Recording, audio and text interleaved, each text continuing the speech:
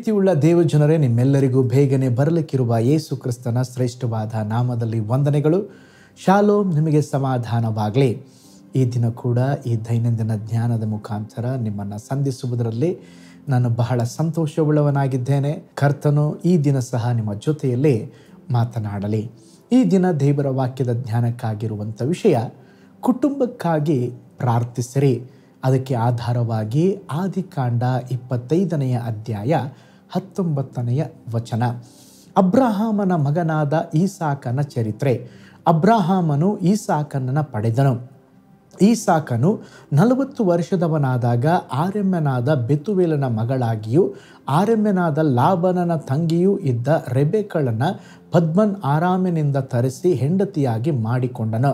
ಆಕೆ ಬಂಜೆಯಾಗಿರಲಾಗಿ ಅವನು ಆಕೆಗೋಸ್ಕರ ಯೆಹೋವನನ್ನು ಬೇಡಿಕೊಂಡನು. ಯೆಹೋವನು ಅವನ ವಿಜ್ಞಾಪನೆಯನ್ನು ಲಾಲಿಸಿದ್ದರಿಂದ ರೆಬೆಕ್ಕಳು ಬಸುರಾದಳು. ನೋಡ್ರಿ, ಈಗ ಓದಿಕೊಂಡಂಥ ವಾಕ್ಯ ಭಾಗದಲ್ಲಿ ನಾವು ನೋಡುತ್ತಾದವೇ ಅಬ್ರಹಾಮನ ಮಗನಾದ ಈಸಾಕನ ಚರಿತ್ರೆಯ ಕುರಿತಾಗಿ ನೋಡುತ್ತೇವೆ.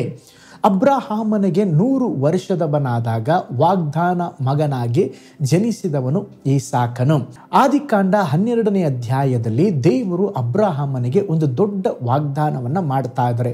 ಏನು? ಆದಿಕಾಂಡ 1ರಿಂದ 3 ವಚನಗಳನ್ನು ನೋಡುವಾಗ ಯೆಹೋವನು ಅಬ್ರಹಾಮನಿಗೆ, ನೀನು ಸ್ವದೇಶವನ್ನು, ಬಂಧು ಬಳಗವನ್ನು, ತಂದೆಯ ಮನೆಯನ್ನು ಬಿಟ್ಟು ನಾನು ತೋರಿಸುವ ದೇಶಕ್ಕೆ ಹೊರಟು ಹೋಗು. ನಾನು ನಿನ್ನನ್ನು ದೊಡ್ಡ ಜನಾಂಗವಾಗುವಂತೆ ಮಾಡಿ ಆಶೀರ್ವದಿಸಿ ನಿನ್ನ ಹೆಸರನ್ನು ಪ್ರಖ್ಯಾತಿಗೆ ತರುವೆನು. ನೀನು ಆಶೀರ್ವಾದ ನಿಧಿಯಾಗುವಿ. ನಿನ್ನನ್ನು ಹರಿಸುವವರನ್ನು ಹರಿಸುವೆನು, ನಿನ್ನನ್ನು ಶಪಿಸುವವರನ್ನು ಶಪಿಸುವೆನು. ನಿನ್ನ ಮೂಲಕ ಭೂಲೋಕದ ಎಲ್ಲ ಕುಲದವರಿಗೂ ಆಶೀರ್ವಾದ ಉಂಟಾಗುವುದು ಎಂದು ಹೇಳಿದನು. ನೋಡ್ರಿ, ಅಬ್ರಹಾಮನ ಮೇಲೆ ಒಂದು ದೊಡ್ಡ ವಾಗ್ದಾನ ಇದೆ. ಏನಂತೇಳಿ? ನಾನು ನಿನ್ನನ್ನು ದೊಡ್ಡ ಜನಾಂಗವಾಗುವಂತೆ ನಿನ್ನನ್ನು ಆಶೀರ್ವದಿಸುವೆನು.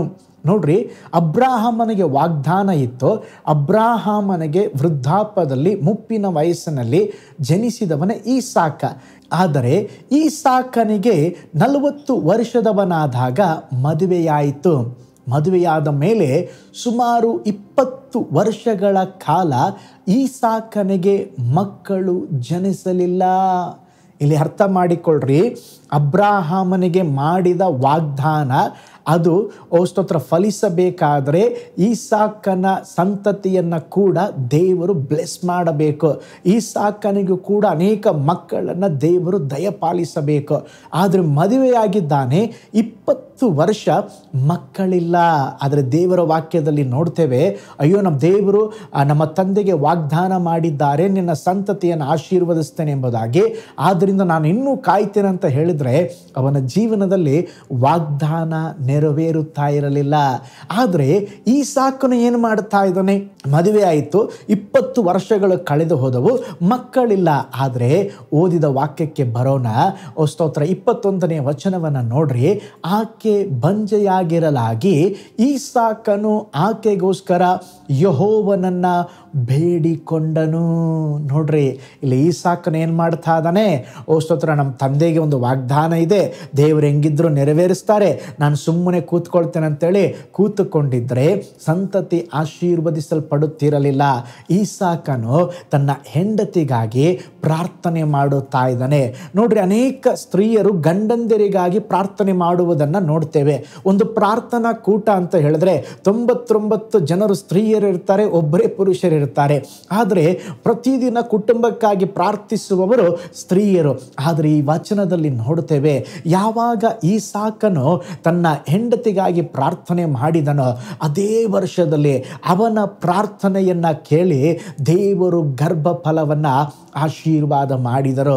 ಇಲ್ಲಿ ನಾವೇನು ಅರ್ಥ ಮಾಡಿಕೊಳ್ಳಬೇಕಂತ ಹೇಳಿದ್ರೆ, ಪ್ರತಿಯೊಬ್ಬರು ನಿಮ್ಮ ಕುಟುಂಬಗಳಿಗಾಗಿ ಪ್ರಾರ್ಥಿಸಬೇಕು. ದೇವರು ಕರುಣಾಮಯನೇ, ದೇವರು ಕನಿಕರ ಉಳ್ಳ ದೇವರೇ. ಆದರೆ ದೇವರ ಕಾರ್ಯಗಳು ನಮ್ಮ ಜೀವಿತದಲ್ಲಿ ನಡೆಯಬೇಕಾದ್ರೆ ನಾವು ಪ್ರೇಯರ್ ಮಾಡಬೇಕು.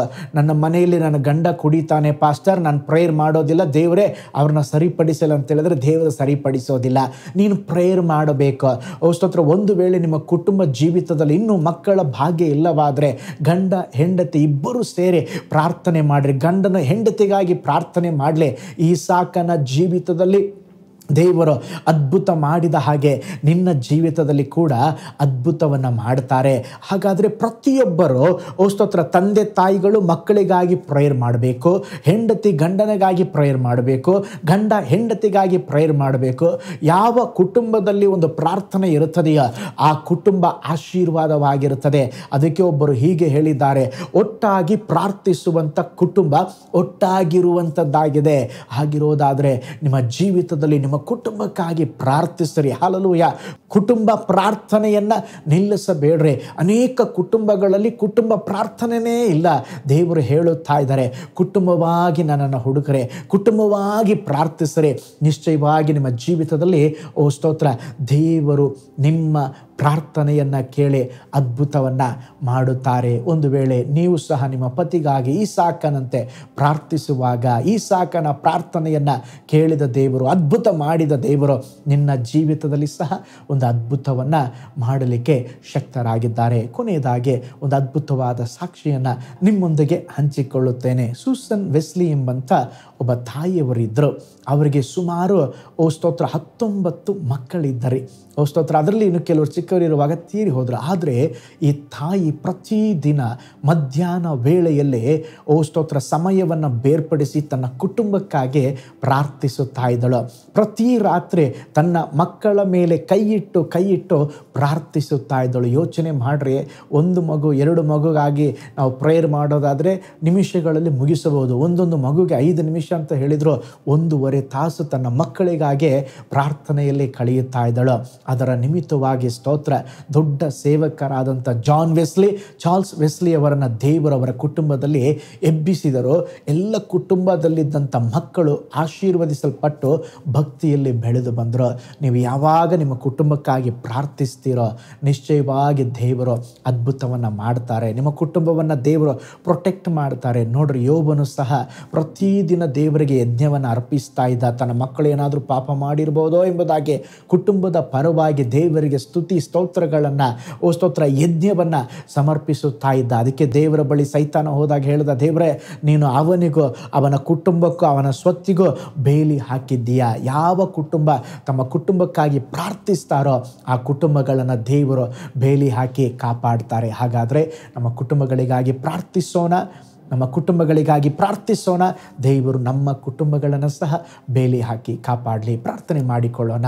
ಪರಲೋಕದಲ್ಲಿ ವಾಸ ಮಾಡುವ ನಮ್ಮ ತಂದೆಯಾದ ದೇವರೇ, ನಿಮ್ಮ ಸಮ್ಮುಖದಲ್ಲಿ ಪ್ರಾರ್ಥಿಸುವವರಿಗೆ ಬಿಡುಗಡೆ ಉಂಟು. ಈಸಾಕನು ತನ್ನ ಹೆಂಡತಿಗಾಗಿ ಕುಟುಂಬಕ್ಕಾಗಿ ಪ್ರಾರ್ಥಿಸಿದಾಗ ಅದ್ಭುತ ನಡೆಯುತ್ತಪ್ಪ. ಅದೇ ವಿಧದಲ್ಲಿ ಈ ದಿವಸ ಈ ವಾಕ್ಯವನ್ನು ಧ್ಯಾನಿಸಿ ತಮ್ಮ ಗಂಡಂದಿರಿಗಾಗಿ, ಹೆಂಡತಿಗಾಗಿ, ಮಕ್ಕಳಿಗಾಗಿ, ಅವರ ಕುಟುಂಬಕ್ಕಾಗಿ ಯಾರೆಲ್ಲ ಪ್ರೇಯರ್ ಮಾಡ್ತಾರೋ, ಯಾರೆಲ್ಲ ನಿಮ್ಮನ್ನು ನೋಡ್ತಾರೋ ಅವರ ಜೀವನದಲ್ಲಿ ವಿಜ್ಞಾಪನೆಯನ್ನು ಕೇಳಿ, ಪ್ರಾರ್ಥನೆಯನ್ನು ಕೇಳಿ, ಯೇಸುವಿನ ನಾಮದಲ್ಲಿ ಒಂದು ಅದ್ಭುತ ಅವರ ಜೀವಿತದಲ್ಲಿ ಸಂಭವಿಸಲಿ ಎಂಬುದಾಗಿ ಪ್ರಾರ್ಥಿಸ್ತೇವೆ ಸ್ವಾಮಿ. ಈ ಹೊಸ ದಿನದಲ್ಲಿ ಕೂಡ ನಿನ್ನ ಜನರನ್ನ ಬ್ಲೆಸ್ ಮಾಡ್ರಿ, ಅವರ ಜೊತೆಯಲ್ಲಿರ್ರಿ.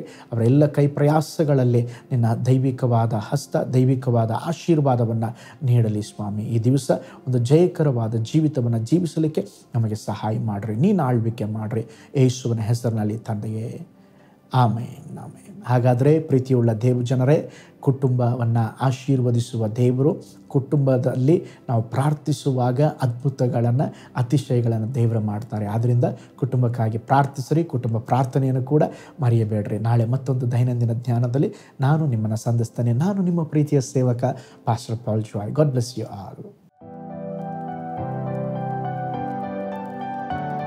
ಕರ್ತನಲ್ಲಿ ಪ್ರಿಯರೇ, ಈ ಸಂದೇಶ ಮತ್ತು ಪ್ರಾರ್ಥನೆ ನಿಮಗೆ ಆಶೀರ್ವಾದಕರವಾಗಿದ್ದರೆ, ದೇವರು ನಿಮ್ಮನ್ನು ಪ್ರೇರೇಪಿಸಿದರೆ, ನಂಬಿಕೆಯಿಂದ ಸಾಗುವ ಈ ಸೇವೆಗೆ ನಿಮ್ಮ ಅಮೂಲ್ಯವಾದ ಕಾಣಿಕೆಯನ್ನು ಬಿತ್ತಿರಿ.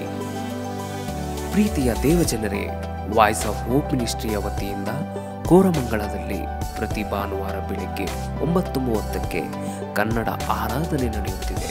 ಆತ್ಮಭರಿತವಾದ ಆರಾಧನೆ, ಮನಮುಟ್ಟುವ ಸಾಕ್ಷಿ, ಬಲಪಡಿಸುವ ದೇವ ಸಂದೇಶ. ಬನ್ನಿ, ನಮ್ಮೊಂದಿಗೆ ಭಾಗಿಯಾಗಿ ಕರ್ತನನ್ನು ಆರಾಧಿಸಿರಿ.